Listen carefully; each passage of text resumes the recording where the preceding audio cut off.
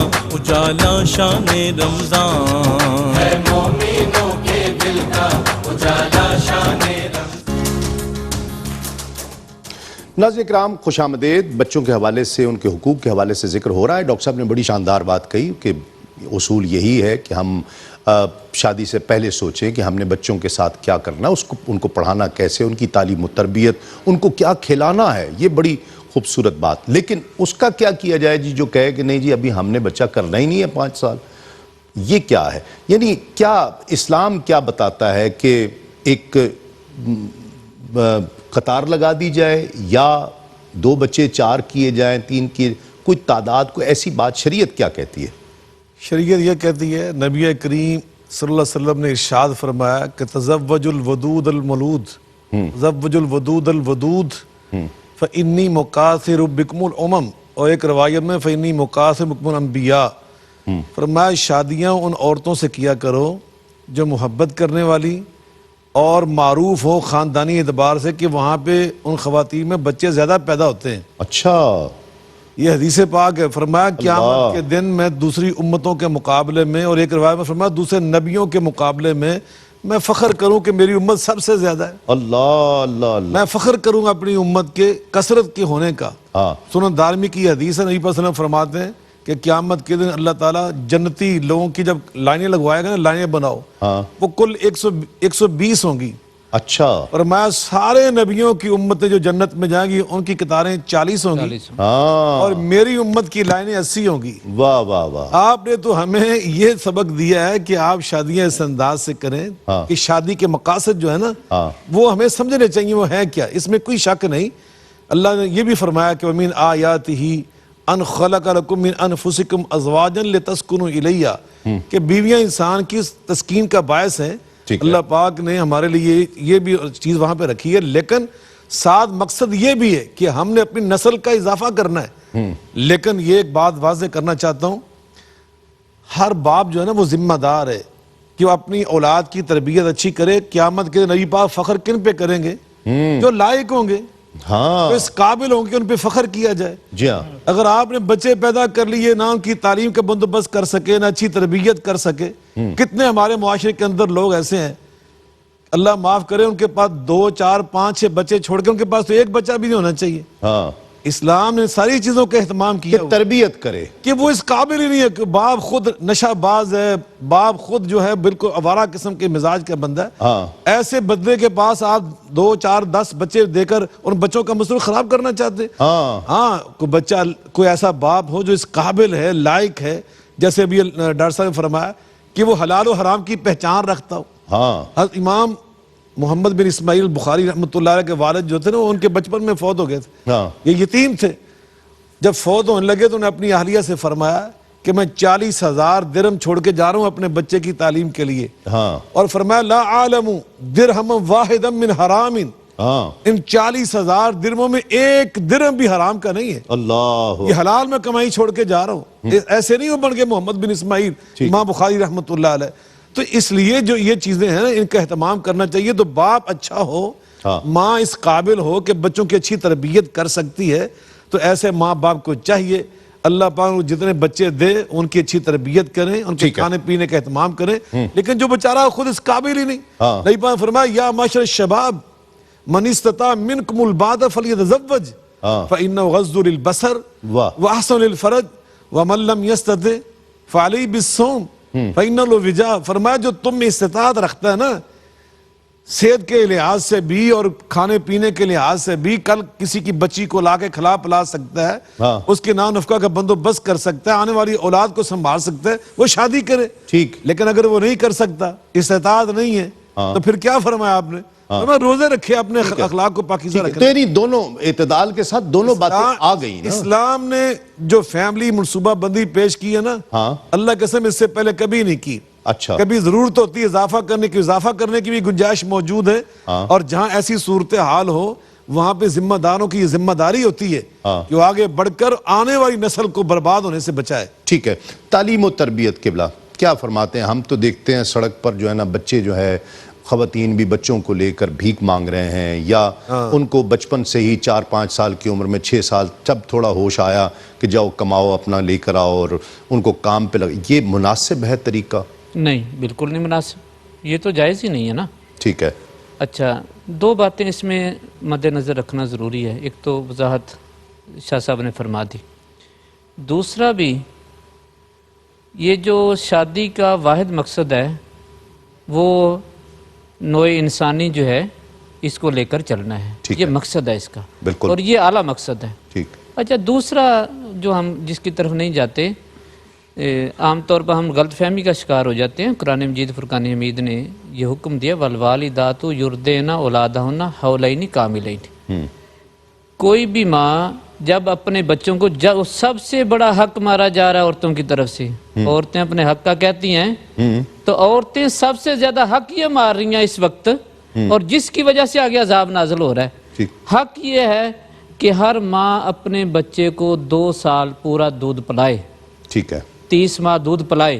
ٹھیک ہے صابری صاحب، یہ حکم اطباء سے آپ پوچھ لیں، جو ماں 2 سال دودھ پلاتی ہے ان کا خود بخود قدرتی وقفہ جو ہے وہ تقریباً 3 سے 4 سال بن جاتا ہے۔ جی ہاں۔ اب وہ سارا جو 3 سال اس نے توجہ دینی ہے وہ اولاد پر آ جائے گی ساری کی ساری۔ بالکل۔ تو ہم جو اعتدال کی راہ ہے اس کو چھوڑ کر جب دوسری راہوں پر جائیں گے، اب ہوتا کیا ہے، ہمارے یہاں 80% 90% مائیں جو ہیں وہ دودھ نہیں پلا رہی۔ اب اس کی عذاب کی صورت، ہر وہ عورت جو دودھ نہیں جان بوجھ کے پلا رہی اور اللہ تبارک و تعالیٰ نے اس کو توفیق بھی دی ہے، وہ بریسٹ کینسر میں جا رہی ہے۔ جی ہاں، یعنی اس کا نقصان جو ہے میڈیکلی ماں کو بھی ہو رہا ہے، بچوں کو بھی ہو رہا ہے، دونوں کو ہو رہا ہے۔ اب اس کے بعد اگلی بھی آقا کریم صلی اللہ علیہ وسلم نے فرمایا اولاد کو ادب سکھاؤ، خاندان کا ادب سکھاؤ، روایات سکھاؤ، ان کو نماز سکھاؤ، 7 سال تک نماز سکھلاؤ ان کو، اور مسجد میں ساتھ لے کر جاؤ۔ ٹھیک ہے۔ ہمارے ہاں پرابلم یہ ہے، ہم نے سینما میں جانا ہے، کسی پارٹی میں جانا ہے، شادی ولیمے میں جانا ہے تو بچوں کو ساتھ لے کر جائیں گے، مسجد میں نہیں لے کر جائیں گے۔ جی ہاں۔ اب مسجد کی بچے کی قید کتنی، یہ بھی ذرا بتا دیجئے، کتنی، مطلب 4-5 سال کا بچہ ہو تو لے جائیں اسے؟ نہیں، 7 تو آپ لے جا سکتے ہیں، ٹھیک ہے، 7 لے جانے پر پابندی نہیں ہے۔ 7-8 سال کا بچہ ہے جو اس کو تو سب میں بھی کھڑا کریں گے، ان کے لیے علیحدہ سب بنائیں گے۔ اب ہوگا کیا، جب وہ بچہ مسجد میں آئے جائے گا وہ ادب پتہ چلے گا، وہاں سے نکلنے والے سارے جو ہیں رب تعالیٰ کی رحمت لوٹنے والے لوگ ہیں، ان کی نظر ان پر پڑے گی، شفقت پڑے گی، بہت اچھی بات، محبت ملے گی اس کو۔ بالکل، جو اس کو مسجد سے محبت ملنی ہے، نمازیوں سے ملنی ہے، قرآن سننے والوں سے ملنی ہے، وہ اس کو کہیں اور سے نہیں ملنی۔ بہت جلدی وہ سیکھ جائے گا، اس کو برکت والا ماحول ملے گا۔ بالکل، یہ پہلا حق ہے۔ دوسرا بھی اسلام نے یہ لازم قرار دیا ہے کہ بچے 10 سال کے ہو جائیں ان کے بستر علیحدہ علیحدہ کر دو، ان کو باقاعدہ سکھلاؤ۔ اور تیسرا بھی جس کی طرف آج بھی ہمارا معاشرہ بھی اس سے ہٹ رہا ہے کہ آپ علیہ السلام نے فرمایا بچوں کی تربیت داد کے خاندان میں ہوگی، اچھا، نان کے خاندان میں نہیں ہوگی۔ اچھا، یہ باقاعدہ شرعی مسئلہ ہے۔ بچے نے وارث دادکوں کا بننا ہے، انہوں نے اس خاندان کی روایات کو لے کر چلنا ہے اور اچھی چیزوں کو آگے اگلی نسل تک پہنچانا ہے۔ نہیں تو اگر نانکے میں نانا ہے اور وہ سکھا رہا ہے یا ماموں ہے تو یہ بری بات ہے؟ نہیں، بری بات نہیں ہے، لیکن یہ وارث جو ہے دادکوں کا ہے۔ اچھا، یہ اس خاندان کی روایات لے کر چلے گا، ٹھیک ہے، اس نے نان کے خاندان کی روایات اس کے جو آگے پوتے ہیں وہ لے کر چلیں گے۔ اچھا، دادکوں کی ساری چیز۔ اچھا، دوسری یہ بات آپ مشاہدہ کر دیکھ لیں، جن بچوں کی تربیت داد کے خاندان میں ہوئی ہے اس کو باپ کے احترام کا پتہ ہے، اس کو تائی کے احترام کا پتہ ہے، اس کو چاچے کے احترام کا پتہ ہے، اس کو کزن کے حقوق کا پتہ ہے۔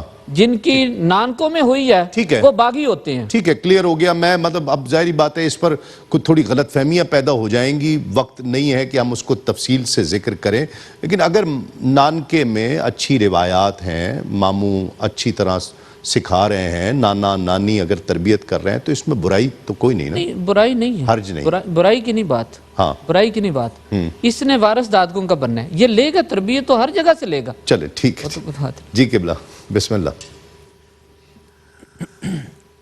یہ ناز یہ انداز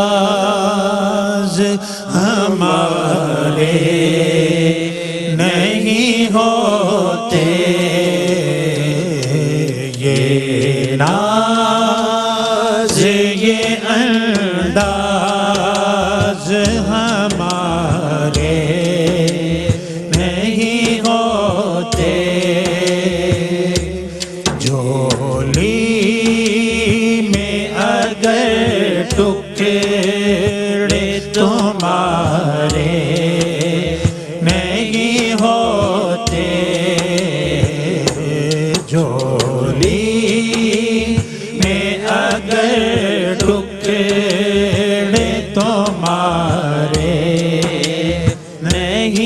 ہوتے ہم جیسی نکموں کو گلے کونے لگا تھا ہم جیسی نکموں کو گلے کونے لگا تھا سرکار اگر آپ ہمارے نہیں ہوتے سرکار اگر آپ ہمارے نہیں ہوتے بے دام ہی بک جائے دربار نبی میں بے دام ہی بک جائے بازار نبی میں اس شان کے سودے میں خسارے نہیں ہوتے اس شان کے سودے میں خسارے نہیں ہوتے جو ناز یہ انداز ہمارے نہیں ہوتے جھولی میں اگر ٹکڑے تمہارے نہیں ہوتے ناظرین کرام خوش آمدید. کچھ چھوٹے چھوٹے سوالات ہیں آج کے اس ٹاپک کے حوالے سے. میں دونوں اسکالرز حضرات سے رہنمائی چاہوں گا. بچوں پر شاید تشدد کرنا، ان کو کسی بات پر مارنا، یہ جائز ہے، ٹھیک ہے؟ بالکل غلط ہے. کسی بچے کے اوپر بھی تشدد کرنا یہ بالکل نامناسب ہے، اور نبی پاک صلی اللہ علیہ وسلم نے اخلاقی عالیہ سکھائے ہیں یہ ان کے منافی ہے. نبی کریم علیہ السلام نے فرمایا کہ مروا اولادکم بالصلاۃ وهم ابناء 7 واضربوهم علیہ وهم ابناء 10 وفرقوا بینہم فی المضاجع. 7 سال کے بچے ہو جائے تو ان کو نماز کی تلقین کرو. 10 سال کی عمر میں پہنچ کے سستی کریں تو یہاں لفظ ضرور ہے کہ مارو ان کو، لیکن مارنا وہ نہیں جو تشدد جس کو ہم کہتے ہیں. جی ہاں جی ہاں، ایسے معمولی منہ پر مارنے کے لیے نہیں کہا، یہ تو بالکل آپ نے منع کیا ان چیزوں سے. منہ پر نہیں مارنا. بالکل نبی پاک فرمایا کہ نہ چہرہ برا کہو اور نہ چہرے پہ مارو. ہاں یہ آپ نے الفاظ نبی پسند ہے. چہروں کبھی برا نہ کہو، ٹھیک ہے، کہ فلاں چہرے والا، اور نہ چہرے پہ کبھی مارو. آپ نے اس سے منع کیا ہے. اس لیے تشدد کرنا وہ مارنا اس کی تربیت کے لیے ہے جو مار، اور تربیت وہ ایسی مار نہیں ہے جس کو ہم تشدد کہتے ہیں. تشدد سے بالکل منع کیا ہے. انس بن مالک فرماتے ہیں میں نے 10 سال نبی پاک خدمت کی ہے، ماں کالی اف قطو، مارنا تو بہت دور کی بات، اف تک نہ کہا. اچھا استاد بچوں کو مار سکتا ہے؟ نہیں، استاد بھی نہیں مار سکتا. استاد کیوں مارے گا؟ اچھا ایک تو یہ پھر مولا بخش کیا ہے جو یہ مولا بخش بر صغیر کا ہے جی. اچھا یہ ٹھیک نہیں ہے. یہ جٹ یہاں کے ہی ہیں سارے، یہ وہیں سے نکلا ہے. وہ کہتے ہیں نا جس کو جو نہ پڑھے اس کے لیے مولا بخش ہے، وہ ٹھیک ہے یہ روایت؟ نہیں، یہ تو ہمارے ہاں یہ کوئی اسلامی روایت کہیں پر نہیں ملتی، اور یہ مناسب بھی نہیں ہے. مناسب بھی نہیں ہے. ٹھیک ہے. اور بالکل اب پورا مطالعہ کر لیں، کہیں پر بھی ہمارے ہاں جو استاد بڑے بڑے پیدا ہوئے ہیں وہ مولا بخش سے نہیں، نہ انہوں نے شاگردوں کی صلاحیت کو پہچانا ہے. ٹھیک ہے. اس صلاحیت کا اس کو نکھارا ہے، اس کو لے کر چلے ہیں. بڑا دلچسپ واقعہ ہے. امام اعظم حنیفہ رحمۃ اللہ علیہ نے امام ابو یوسف رحمۃ اللہ علیہ کو 16 سال پیسے دے کر پڑھایا. اوہو اچھا. یہ اپنائیں. امام ابو یوسف رحمۃ اللہ علیہ پڑھنے کے لیے آئے، 1 ہفتے کے بعد چھوڑ گئے. واہ واہ. امام اعظم ابو حنیفہ رحمۃ اللہ علیہ بازار گئے تو نان بھائی کی دکان پر آٹا گوندھ رہے تھے. تو اب بلایا کہ بیٹا تم پڑھنے آئے تھے چھوڑ گئے ہو. تو کہا جی میرے گھر کے حالات نہیں ہیں, والدہ نے روک دیا اس لیے کام پہ لگا دیا. تو پوچھا بیٹا والدہ کتنے یہ مزدوری کتنی ملتی ہے تمہیں؟ آپ نے بتایا مجھے 4 دینار. تو فرمایا میں تمہیں 4 دینار دے دیا کروں گا, جتنا ٹائم تم یہاں پر نان بھائی کی دکان پر لگاتے ہو تو میرے سے پڑھ لیا کرو. ٹھیک ہے. امام اعظم منیفہ رحمۃ اللہ علیہ 16 سال مزدوری دے کر پڑھاتے رہے امام ابو یوسف رحمۃ اللہ. کیا بات, سبحان اللہ, بہت اچھی یہ بات. صلاحیتیں پہچاننی ہیں. جی ہاں بالکل, شاگرد کی صلاحیتیں پہچاننی. بالکل. موبائل اب بہت عام ہو گیا, موبائل بچوں کو دے دینا چاہیے یا اس کی کوئی لمٹ ہونی چاہیے اس عمر میں, کہ اس عمر میں بچے کو موبائل دیں؟ آج ہمارے بہت سارے ایسے بچے طبی طور پر ڈسٹرب ہو چکے ہیں اس موبائل کی ناجائز استعمال سے, غلط استعمال سے. ٹھیک ہے. مائیں اپنی سہولت تلاش کرتی ہیں اور بچے کو موبائل پکڑا دیا کہ وہ اس میں مصروف رہے, تو یہ بالکل بچوں کی بربادی ہو رہی ہے, تباہی ہو رہی ہے. ہمیں ان چیزوں کا خیال کرنا ہوگا اور ان کی صحیح تربیت کی ہمیں توجہ کرنی ہوگی. دیکھیں ماں جو سب سے پہلی درسگاہ ہوتی ہے, بچوں کی سب سے پہلی درسگاہ وہ ماں ہے, تو اس لیے ماں کو آج چاہیے. نہیں, وہ بیچاری مجبور ہو گئی نا, وہ کیا کرتی ہیں, وہ کھانا کھلاتے ہوئے بھی نا چھوٹے بچے کو ہاتھ میں موبائل دے دیتی ہیں, وہ کارٹون دیکھتا رہتا ہے, کھاتا رہتا ہے. یہ بالکل چیز غلط ہے. اب وہ بچہ ایسا سیکھ جاتا ہے کہ وہ بڑی عمر میں بھی بچے اس وقت تک جب تک موبائل نہیں رکھے گا کھا نہیں سکتا. بہت سارے بچے سچی بولنے, اس بات میں حقیقت ہے کہ وہ بولنے سے عاری ہو گئے ہیں, ان کے دماغ ڈسٹرب ہو گئے ہیں اس موبائل کے غلط استعمال سے. ٹھیک ہے. بچے تو جی جہاں کھیلیں گے تو ہنسیں گے بھی, لڑیں گے بھی.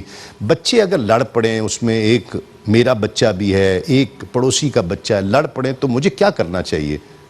اچھا, اسکینڈینیویا کنٹریز جو ہیں سب سے پہلے وہ لے کے آئے تھے نیٹ کو اور ان کو نا تعلیم میں. جی. اب پچھلے سال سے وہ ریورس ہو گئے ہیں. 5 کلاس تک انہوں نے پابندی لگا دی ہے کہ بچے کو موبائل استعمال, نیٹ بھی استعمال نہیں کرے گا. ٹھیک ہے. انہوں نے کہا کہ 80% جو بچے تھے ان کی ذہنی صلاحیت متاثر ہو گئی, یادداشت متاثر ہو گئی ہیں. ٹھیک. بچے کو کیوں نہیں دینا موبائل؟ اس لیے کہ بچے نے جو تربیت حاصل کرنی ہے باپ کی باتوں سے کرنی ہے, ماں سے کرنی ہے, دادی سے کرنی ہے, نانی سے کرنی ہے. اگر آپ موبائل دے دیں گے وہ سارا کچھ موبائل سے سیکھ رہا ہے. بالکل بالکل. وہ جو تربیت کا باقی جو اس نے سیکھنا تھا اپنے خاندان سے, کسی اور سے, استاد سے, وہ نکل گیا ہے. صحیح. تو وہ ساری بربادی کی طرف. اچھا, بچے لڑ پڑے تو کیا کرے جی؟ آپ کیا کریں گے پھر بچوں کو؟ مطلب دو آپس میں لڑ پڑے ہیں, میرا بچہ بھی ہے, پڑوسی کا بھی ہے, تو مجھے کیا کرنا چاہیے؟ نہیں, آپ تو دونوں کو سمجھائیں گے. اچھا. بلکہ کوشش کریں کہ ہمارے ہاں جو, میں ایک دیہات کا ہوں, جو طریقہ تھا کہ بچے اگر 2 لڑ پڑے ہیں نا, تو اگر میرا والد آ گیا نا, وہ مجھے ڈانٹتا تھا, دوسرے کو نہیں ڈانٹتا تھا. اچھا, اس سے ایک الفت کا پہلو نکلتا تھا, جھگڑا ختم ہو جاتا تھا. اب تو انا ہو گئی شاہ صاحب, اب تو کہ میرے بچے کو تو اس نے ایسے کہہ دیا ہے, میرے بچے کو مارا ہے اس نے.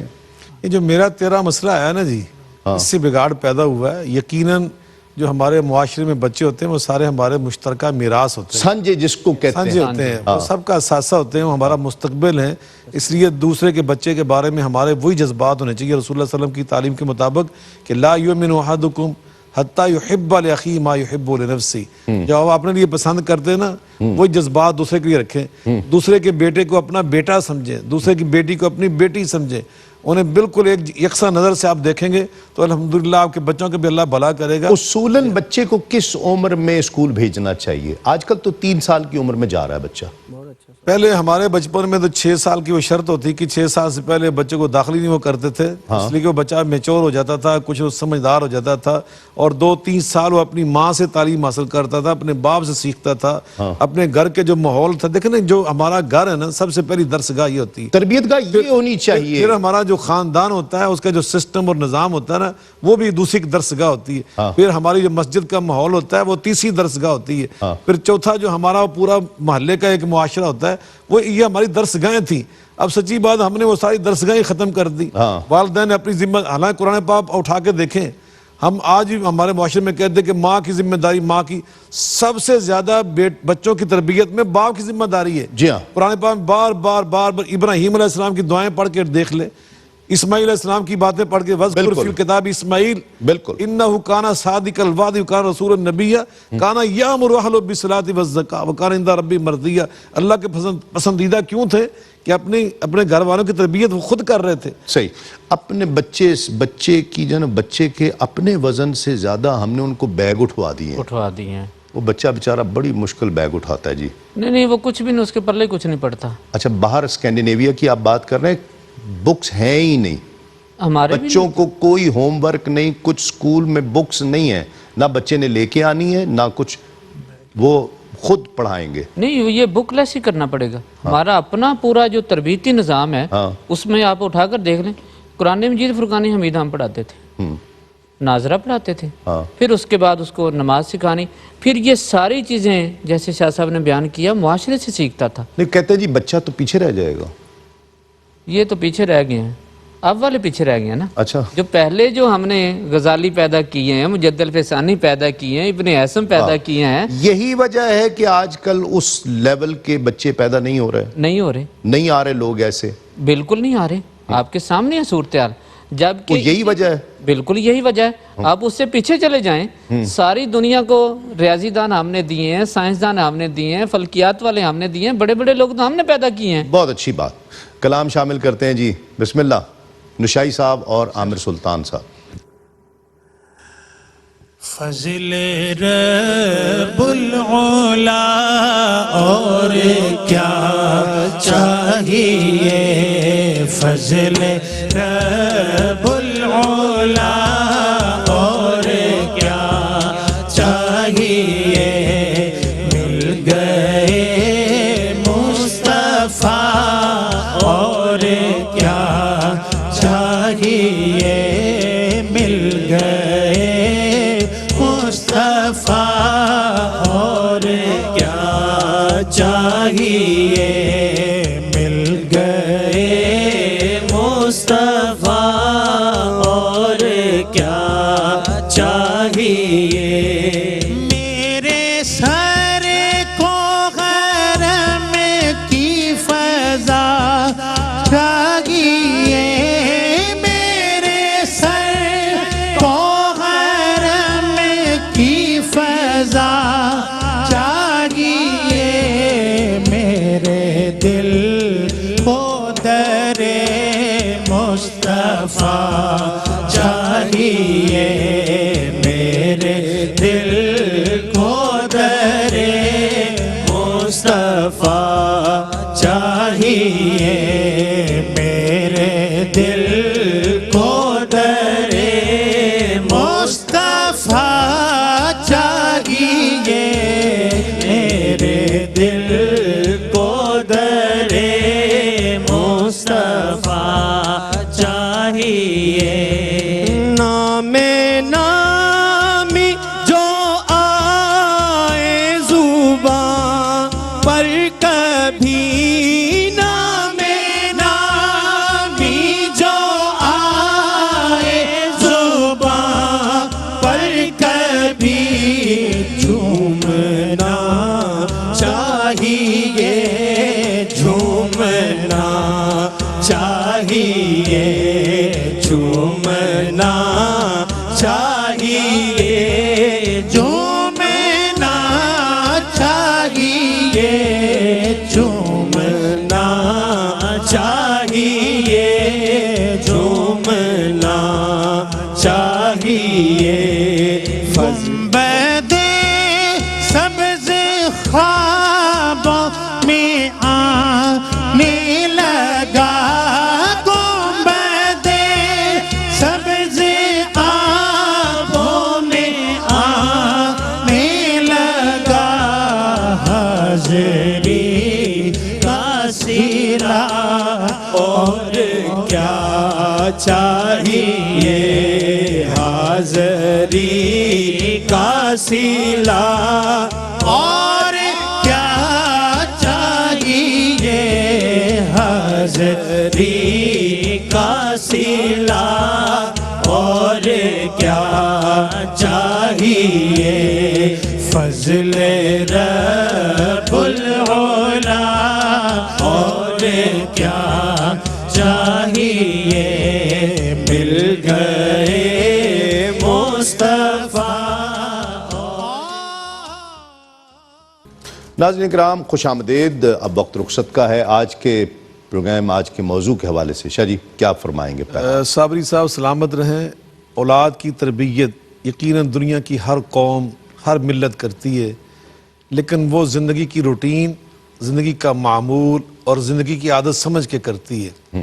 امت مسلمہ کا یہ امتیاز اور یہ ان کی انفرادی، ان کی خصوصیت ہے، یہ اولاد کی تربیت نبی پاک کی تعلیمات کی وجہ سے عادت سمجھ کے نہیں، عبادت سمجھ کے کرتی ہے۔ واہ واہ واہ، بہت اچھا۔ اولاد کی تربیت ہمارے اوپر اللہ کی طرف سے فرض ہے، یہ عبادت الہی ہے۔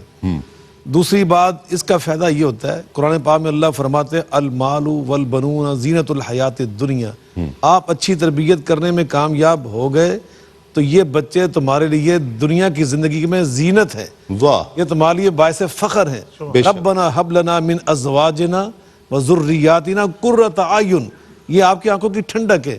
لیکن اگر آپ اس تربیت، اور جب آپ فوت ہو جائیں گے تو فرمایا ولد صالح یدعو لہ، نیک اولاد جو ہوتی ہے نا اچھی تربیت والی، وہ باپ میں یاد رکھتی ہے، دعائیں کرتی ہے اپنے والدین کے لیے کہ یا اللہ ان کے درجات بلند فرمائی، صالح ثواب کرتی ہے۔ لیکن اگر آپ ان کی تربیت کرنے میں کامیاب نہ ہوئے، آپ نے غفلت برتی جو آج ہم کر رہے ہیں، جی ہاں، تو اللہ نے قرآن پاک میں فرمایا ان یا ایھا الذین آمنوا ان من ازواجکم واولادکم عدو لکم، اللہ اکبر، تمہاری تربیت برا ہونے کی وجہ سے یہ تمہارے دشمن بن جاتے ہیں۔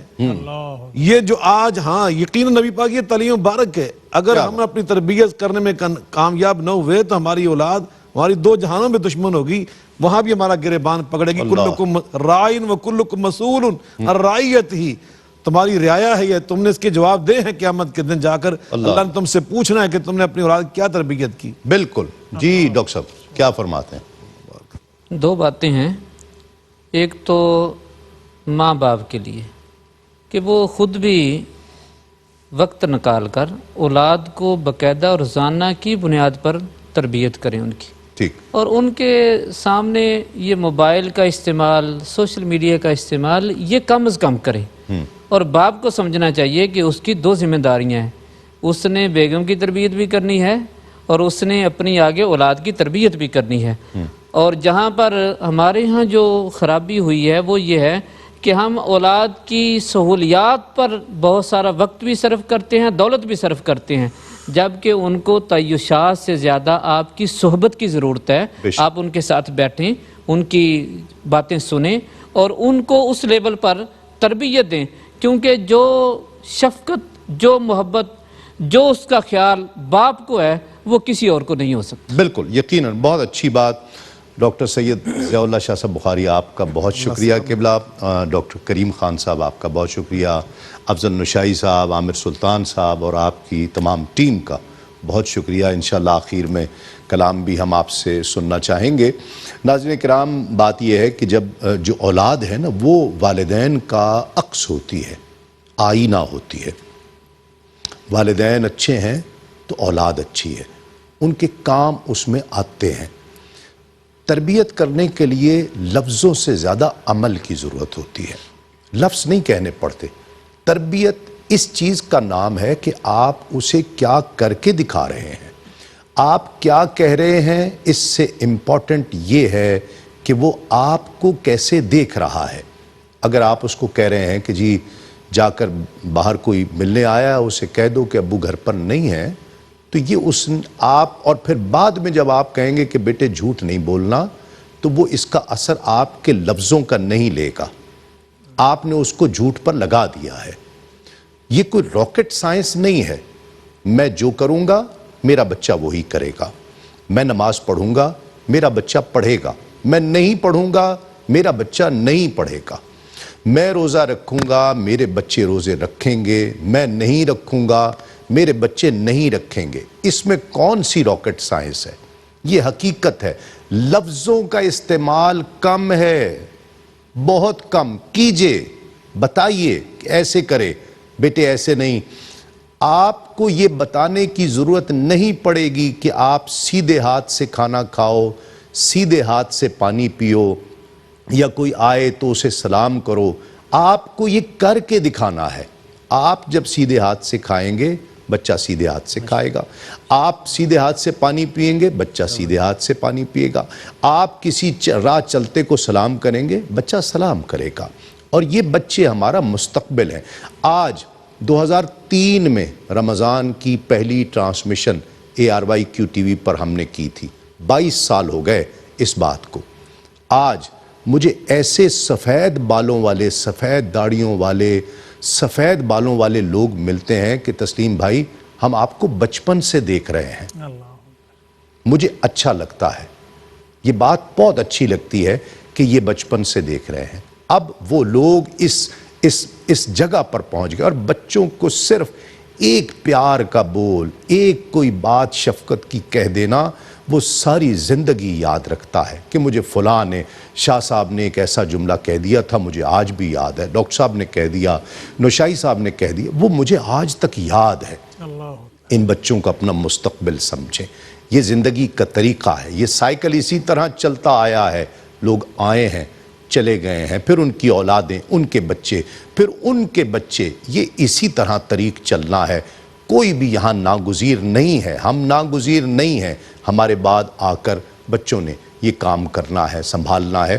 ہم ان کے لیے کیا لیگیسی چھوڑ کر جا رہے ہیں، یہ بہت امپورٹنٹ ہے.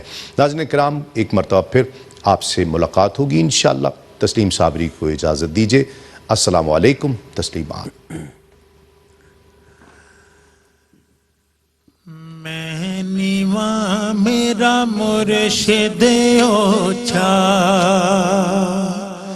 میں نیواں میرا مرشد اوچھا، میں نیواں میرا مرشد اوچھا، اچھیاں دے سنگ لائی، میں نیواں میرا مرشد اوچھا، اچھیاں دے سنگ لائی، صدقے جاواں نہ اچھیاں کولوں، صدقے جاواں نہ اچھیاں کولوں، نیویاں نال نبھائی، میں نیواں میرا مرشد اوچھا، میں نیواں میرا مرشد اوچھا، فضل تیرے نال لوئے تر دے، ہٹھیاں دے سنگ جڑ کے، فضل تیرے نال لوئے تر دے، ہٹھیاں دے سنگ رڑ کے، تے بھی جنت جان محمد، تے بھی جنت جان محمد، چنگیاں دے سنگ رل کے، میں نیواں میرا مرشد اوچھا، میں نیواں میرا مرشد اوچھا، جنہاں دلاں وچ عشق سمانا، پھر نہیں اس جانا، جنہاں دلاں وچ عشق سمانا، پھر نہیں اس جانا، پاویں سونے ملن ہزاراں، پاویں سونے ملن ہزاراں، آسانی یار وٹولا، میں نیواں میرا مرشد اوچھا، میں نیواں میرا مرشد اوچھا، اپنے یار دے بیلے وچوں تم چن چن کھائے، اپنے یار دے بیلے وچوں تم چن چن کھائے، اور کسے دے باغے اندروں، اور کسے دے باغے اندروں، میرے نین نہ جائے، میں نیواں میرا مرشد اوچھا، میں نیواں میرا مرشد اوچھا، اچھیاں دے سنگ لائی، میں نیوا میرا مرشد اونچا عملہ والے لنگ لنگ جاندے غافل ہوتے کھاندے عملہ والے لنگ لنگ جاندے غافل ہوتے کھاندے ڈبننا محمد بخشا ڈبن دین محمد بخشا کامل پیر جنا دے میں نیوا میرا مرشد اونچا میں نیوا میرا مرشد اونچا میں نیوا میرا مرشد اونچا اونچیاں دے سنگ لائی صدقے جائیں نہ اونچیاں